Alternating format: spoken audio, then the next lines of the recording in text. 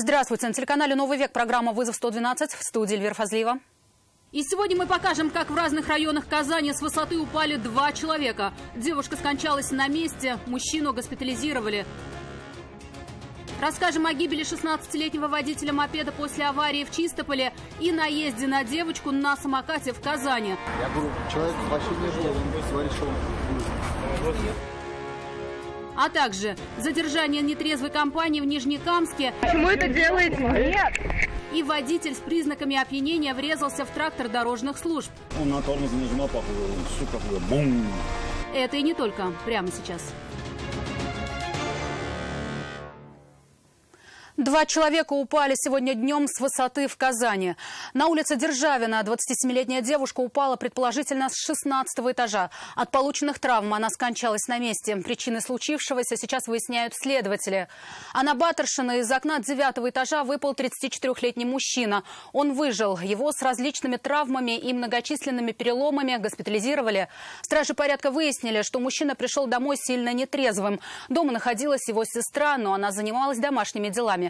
Когда решила проверить брата, увидела в комнате открытое окно. Мужчина лежал на земле прямо под ним. 16-летний водитель мопеда погиб сегодня днем, столкнувшись с «Мерседесом» в Чистополе. По предварительным данным, подросток не уступил дорогу иномарке, как того требуют правила дорожного движения. После столкновения его с различными травмами доставили в больницу. Но врачи оказались бессильны. Садиться за руль мопеда он не имел права, автошколы не заканчивал, и водительского удостоверения категории М у подростка не было. 10-летняя девочка пострадала, попав под колеса Форда на улице Пушкина в Казани. Автоинспекторы установили, 40-летняя автоледи, выезжая с прилегающей территории, не уступила дорогу электросамокату, которым управляла девочка. В результате ДТП ребенок был госпитализирован с различными травмами. Но после оказания помощи ее отпустили на амбулаторное лечение. Я говорю, человек вообще не был, он говорит, что он... Я поэтому говорю.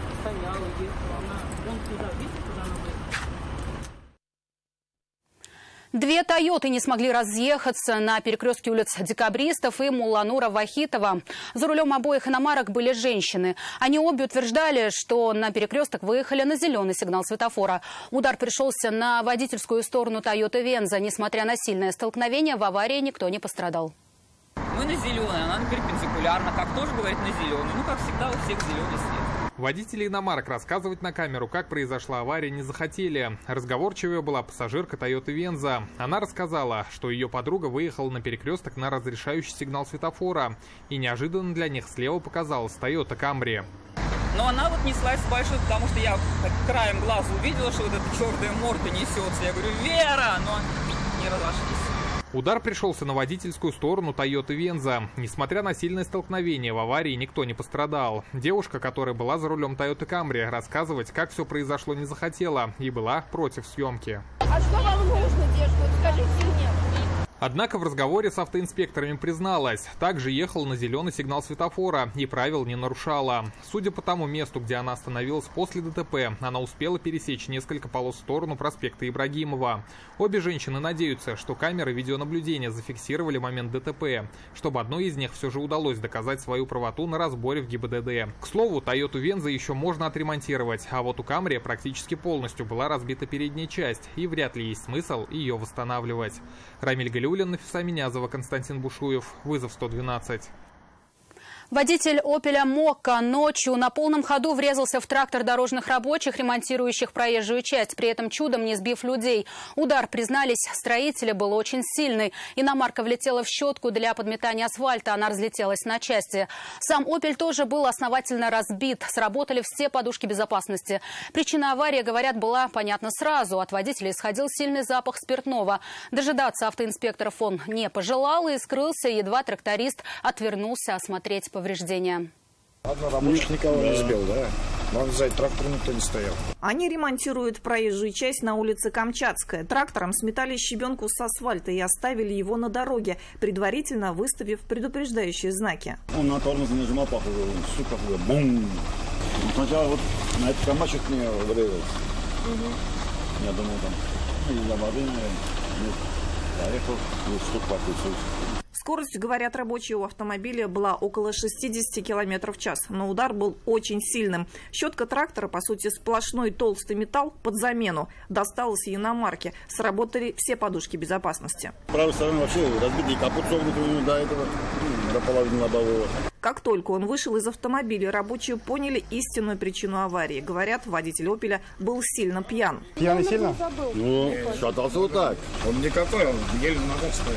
Я с ним разговаривал, я говорю, ты же пьяный. Нет, я не пьяный. Я говорю, сам, говорю, 16 лет не пил, я говорю, запах я стороны то чувствую. Поэтому они сильно удивились нежеланию мужчины встречаться с автоинспекторами. Рассказывают, просил просто разъехаться и забыть случившееся, как страшный сон. Давайте разъедемся. Да, ничего, он сел и уехал. Давайте, говорит, разъедемся. Вы едете, и я поехал. Пока тут трактор смотрели, он взял, прыгнул и смотрел. Водителя «Опеля» они запомнили хорошо. Говорят, если увидят, обязательно узнают. С номерами автомобиля чуть сложнее, но должна быть фотография. Сняли уже уезжающую иномарку в тот момент, когда она, выехав на встречную полосу, едва не врезалась в едущий асфальтоукладочный каток. Все это они и сообщили прибывшим на место автоинспекторам, которым и предстоит теперь найти скрывшегося водителя. Алсу Курманова, Константин Бушуев. Вызов 112. Сразу два автомобиля вспыхнули этой ночью в Казани. «Тойота» загорелась на проспекте Имашева, «Нива» на Назарбаева. В обоих случаях очаг возгорания был под капотом. Потушить пламя помогли очевидцы, и люди в результате возгорания не пострадали. Остановилась на аварийке, была вода, стала водой. Смотрю, то, что не помогает, там начинает разгораться. Как рассказала владельца «Тойоты», ей надо было остановиться. Встала у края проезжей части, включила аварийную сигнализацию и в этот момент почувствовала запах гари. Вышла и увидела снизу у переднего левого колеса огонь. Пыталась бить пламя водой, но не получилось. Пламя стало подниматься и распространяться по двигательному отсеку. Задымилась. Вы открыли капот, она... Да, так получилось, что еще сюда открыть капот. Стала разгораться. Капот сначала водой, сначала вышла, посмотрела под колесом. Справиться с огнем помогли очевидцы. Несколькими огнетушителями полностью сбили пламя. Подоспевшие пожарные проверили, нет ли очередной угрозы возникновения огня, и отсоединили аккумуляторы иномарки. Владелица «Тойоты» призналась, машина 2019 года. Купила она ее полгода назад, и никаких проблем с ней не было. Женщина планирует восстановить иномарку, но во что это обойдется, не может даже предположить. Полной страховки на автомобиль нет.